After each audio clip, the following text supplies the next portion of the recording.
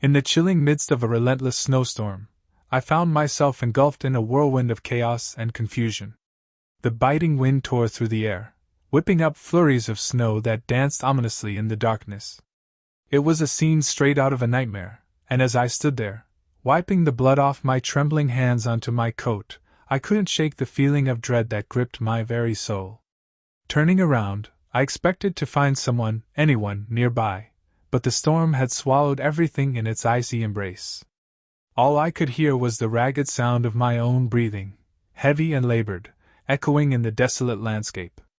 And then, through the swirling snowflakes, I saw them bodies lying strewn across the frozen ground, their lifeless forms stark against the pristine white snow. The smoke hung thick in the air, a suffocating blanket that made it nearly impossible to breathe. I coughed and choked, struggling to make sense of the devastation around me. But amidst the chaos, one figure stood out, a man lying on the ground, his eyes staring up at me in silent accusation. I knew then that I had taken a life, and the weight of that realization crushed me to my very core. Desperate to escape the horror of what I had done, I tried to wipe the blood from my hands, but it clung to me like a stain on my soul. Someone was calling out to me, their voice barely audible above the howling wind, but I couldn't bring myself to move. I couldn't leave him there, lying in the snow, his accusing gaze burning into my very being. With a heavy heart, I knelt beside him, gently closing his eyes and placing his hat over his still form. "Rest in peace, Billy," I whispered, my voice lost in the howling of the storm. But even as I sat there, amidst the rubble and the cries of pain, I knew that there was no peace to be found in this icy wasteland. It was my first day, my baptism of fire, and I was failing miserably. They all thought I was tough, that I could handle anything the war threw at me. But they were wrong. Killing someone changes you in ways you can't even begin to imagine, and I was drowning in the guilt and the horror of it all. I laid the blade down on the ground, feeling the weight of it in my hand, and I just sat there, lost in my own despair. And then, as if from a nightmare, the landscape around me began to change. The fields of dead bodies gave way to lush green pastures, the smoke dissipated into the clear blue sky, and the smell of death was replaced by the sweet scent of spring. But even as the storm abated and the world around me shifted, I couldn't shake the feeling of unease that clung to me like a shadow. I looked at my hands, still stained with blood, and I knew that I couldn't stay here any longer. I had to find my way out of this nightmare, whatever it took. As I stumbled through the snow-covered fields, searching desperately for some sign of life, I came upon an old gate, half buried beneath the drifts. And then, out of the swirling snow, a voice called out to me, offering me salvation in this icy wilderness. "Can I help you, mate?" the voice said, and I turned to see a figure standing there, beckoning me forward. Without hesitation, I stepped through the gate, leaving behind the horrors of the storm and venturing into the unknown. The man led me to a nearby pub, a warm glow emanating from its windows like a beacon of hope in the darkness. As I stepped inside, I was greeted by a chorus of friendly faces, each one offering me a kind word and a comforting smile. And as I sat there, surrounded by ordinary folk like myself, I couldn't help but feel a sense of peace wash over me. Perhaps there was still hope to be found in this world, even amidst the horrors of war. But just as I began to relax, a familiar figure appeared before me, Billy, the man I had killed. He stood there, a pint in his hand, a ghostly smile on his lips. "I'm waiting for you, mate," he said, his voice a whisper in the crowded room. "Whenever you're ready." And in that moment I knew that I had found my redemption. With a newfound sense of purpose, I stood up and walked out into the night, leaving behind the darkness of the storm and embracing the light of a new day. Sometimes in life, you have to let go of the past, no matter how painful it may be. And as I walked into the unknown, guided by the light of a distant dawn, I knew that I was finally free. For in the end, it's not the darkness that defines us, but the choices we make in the face of it. And as long as there is hope, there is always a chance for redemption.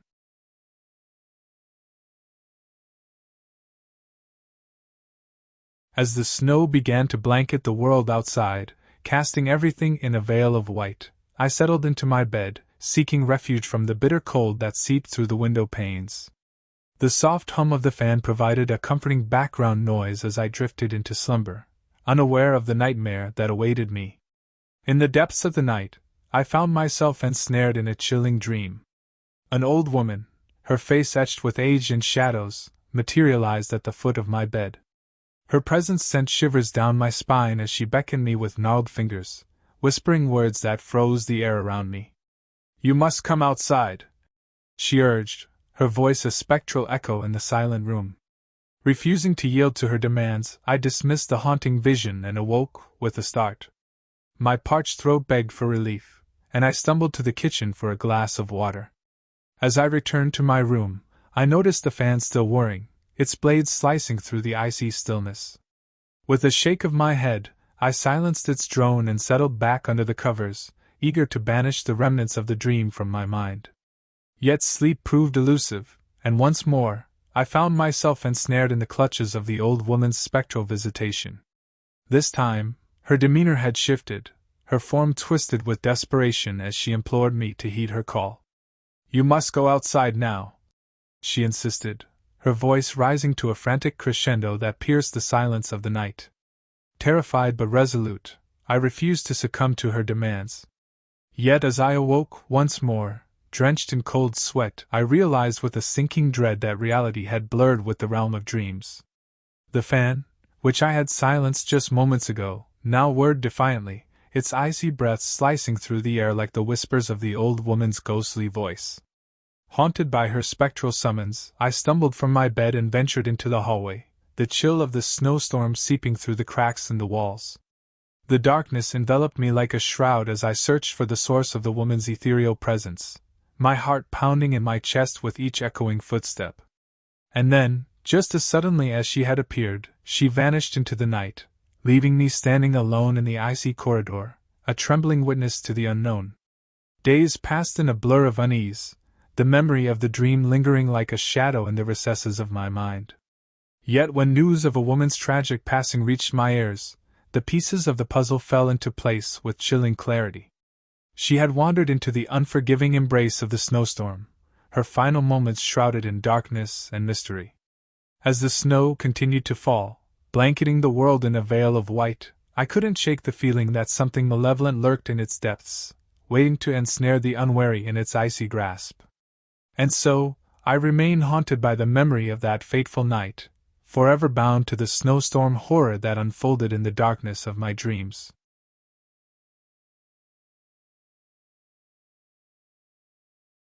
The winter nights in Vermont seemed to stretch on forever, each one colder and lonelier than the last.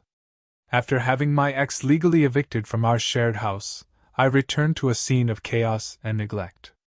The once cozy home was now a shell of its former self, filled with debris, holes in the walls, and a pervasive sense of abandonment. Despite working full-time, my evenings were consumed by the arduous task of restoring order to the chaos. Night after night, I scrubbed, patched, and cleaned, my exhaustion matched only by my determination to reclaim my space. Yet, as the days grew shorter and the nights darker, an unsettling presence began to make itself known. It started with small, subtle sounds, the creak of floorboards, the whisper of the wind through the cracks in the walls. At first, I dismissed them as the normal noises of an old house settling in the cold. But then came the footsteps.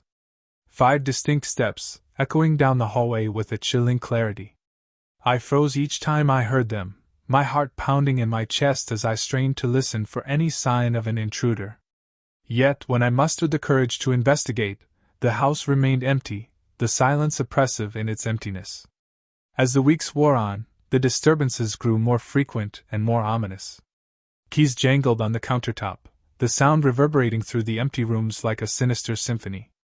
And then, the unmistakable sound of a recliner being kicked back, its phantom occupant settling in for the night. I tried to rationalize the events, attributing them to stress and fatigue. But deep down, I knew there was something more sinister at play. My dog and cat sensed it too, their behavior becoming increasingly agitated as the nights wore on. The cat would hide beneath the furniture, her eyes wide with fear, while the dog growled and bared her teeth, her instincts on high alert.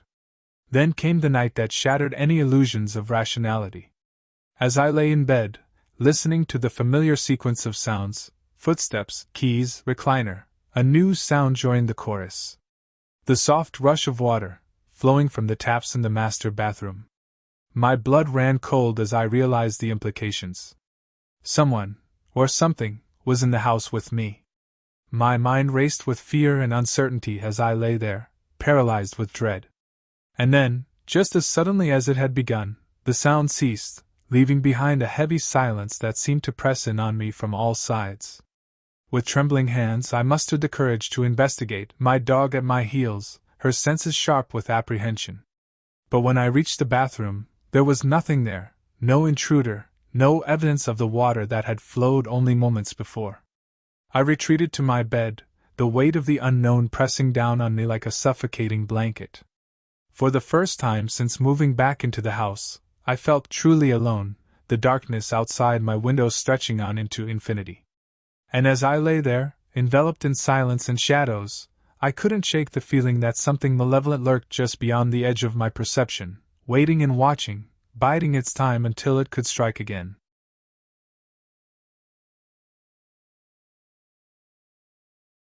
As I made my way home from work one bitterly cold evening, the dense snowfall obscured my vision, casting an eerie glow over the desolate road.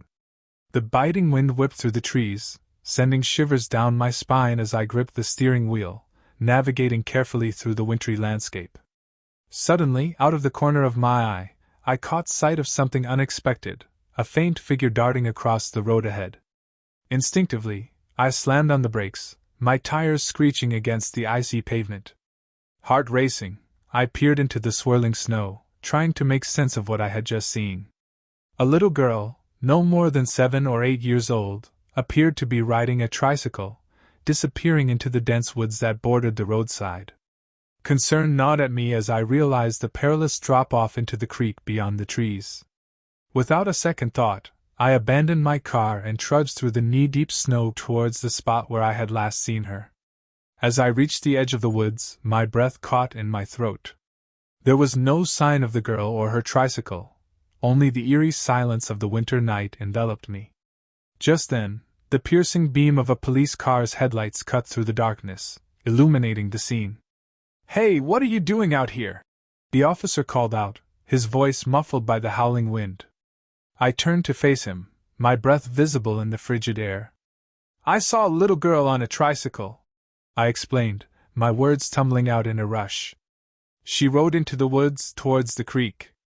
I was afraid she might have fallen." The officer's expression softened, his eyes scanning the surroundings. "You're not the first to report something like this," he said somberly. "Over the years, there have been sightings of a young girl in this area, always around this time of year, always during a snowstorm." A chill crept down my spine as he continued, recounting the tragic tale of a child who had lost her life in a similar accident decades ago. Despite efforts to improve safety measures, the memory of that fateful night seemed to linger, haunting those who passed through the area. As the snowfall intensified, casting an ethereal glow over the landscape, I couldn't shake the feeling of unease that gripped me. Ghostly apparition or figment of my imagination, the encounter left an indelible mark on my psyche, a reminder of the fragility of life and the mysteries that lurk in the darkness.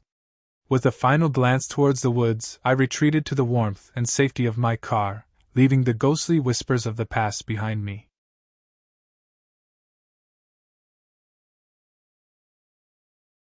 I lived with my mother and 2 younger sisters in a quaint house nestled amidst a vast expanse of snow-covered landscape. Our home seemed like a sanctuary, but it was often shrouded in silence and solitude, especially during the harsh winter months. My mother was our rock, a single parent who worked tirelessly to provide for us. She held down 3 jobs, each demanding more of her time and energy. Her days started before dawn, long before the first light kissed the frosty windows, and ended well past midnight. She sacrificed sleep for years, leaving before any of us stirred from our beds and returning long after we had surrendered to the embrace of sleep. One chilly morning, as I lay in bed, barely awake, I saw a dark figure glide past my open bedroom door. My immediate instinct was to call out, assuming it was my mother preparing for another grueling day. Mom? I whispered into the stillness, but the figure merely paused for a moment before continuing down the hall, disappearing into the shadows. Confused and slightly unnerved, I ventured out of my room, only to find the house empty, devoid of any human presence. Anxiety gnawed at my insides as I reached for the cordless phone, my fingers trembling as I dialed my mother's number. "Hey, sorry to call you at work," I began, trying to keep my voice steady. "But I think I just saw someone in the house." My mother's reassuring voice did little to ease my nerves as she assured me she was already at work. She chalked it up to sleepy eyes playing tricks on me, but deep down, I knew what I saw was real. Weeks passed, and strange occurrences became a regular part of our lives. We named the ghost Henry, after learning from our mother that the house had been previously owned by an elderly man who had passed away peacefully in his sleep. Despite the initial fear, naming him somehow made Henry seem less ominous, more like a quirky housemate than a ghostly apparition. Henry's presence became more pronounced during the winter, especially during snowstorms. As the wind howled outside and the snow piled up against our windows, Henry seemed to grow more restless. He would shut doors to keep out the cold drafts, rearrange items to create makeshift barricades, and even dim the lights to conserve energy. One particularly eerie incident occurred when I found myself home alone during a particularly fierce snowstorm. I decided to distract myself by watching a movie, but as I settled in, the heavy door of the china hutch swung shut with a loud thud, blocking the hallway. Panic seized me as I realized there was no logical explanation for the door to close on its own. With trembling hands, I dialed my mother's number, seeking solace in her voice as I recounted the unsettling experience. As the snowstorm raged on outside, I couldn't shake the feeling of being watched, of not being alone in the house. Yet, despite the fear, there was also a strange sense of comfort in Henry's presence. He became a familiar presence, a silent guardian watching over us during the long, cold nights. When the time came to leave the house behind, there was a bittersweet farewell. As we stood in the doorway, surrounded by boxes and memories, we each whispered a quiet goodbye to Henry, thanking him for his companionship during our time there. And as we drove away, leaving the snow-covered landscape behind, I couldn't help but wonder if Henry would continue to watch over the house, a silent sentinel amidst the swirling snow.